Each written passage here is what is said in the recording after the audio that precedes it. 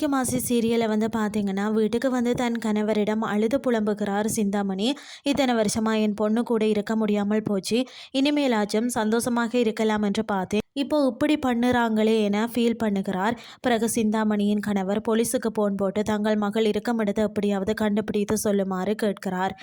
மறுபுறம் முத்துவும் மீனாவும் சந்திரா வீட்டிற்கு செல்கின்றனர். அங்கு போய் சிந்தாமணி பிரச்சனை பண்ணிய விஷயத்த சொல்லக்கூடிய முத்து, இதுக்கு மேலேயும் அவர்கள் முன்னிலையில் சத்யா ரேகாவை திருமணம் நடத்த முடியாது, அதனால் எங்கள் பாட்டிக்கிட்ட பேசிட்டேன், அவங்க ஊர்லேயே வச்சு கல்யாணத்தை முடிச்சிடலாம் என சொல்கிறார் முத்து. பிறகு சீதாவுக்கு போன் போட்டு வர சொல்கிறார். அவர் சத்யா கல்யாணத்துக்கு போகிறேன்னு சொன்னால் அருண் விட மாட்டார், அதனால் குலதெய்வம் கோவிலுக்கு போயிட்டு வரேன்னு சொல்லிட்டு வருவதாக சொல்கிறார். இதையடுத்து மனோஜின் ஸ்டோர் ரூமுக்கு நியூமராலஜிஸ்ட் வருகிறார்.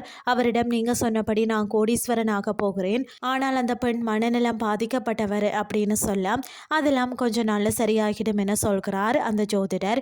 இதையடுத்து தனக்கு டைவர்ஸ் கிடைப்பதில் இழுப்பறி நீடிப்பதாக சொல்லக்கூடிய மனோஜ் அதற்கு என்ன செய்யலாம் என அவரிடம் கேட்க, அவரும் உங்களுக்கு கண்டிப்பாக டைவர்ஸ் கிடைத்துவிடும், ரோஹிணியை உங்களுக்கு டைவர்ஸ் கொடுக்குறேன்னு சொல்லுவா என கூறிவிட்டு செல்கிறார்.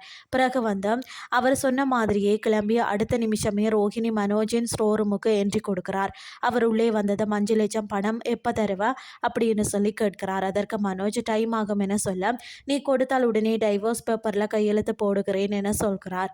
இந்த திடீர் முடிவுக்கு காரணம் என்ன என மனோஜ் கேட்க, என்னுடைய பையனோட எதிர்காலத்துக்காக நான் எதையும் செய்ய தயாராக இருக்கிறேன் என கூறுகிறார்.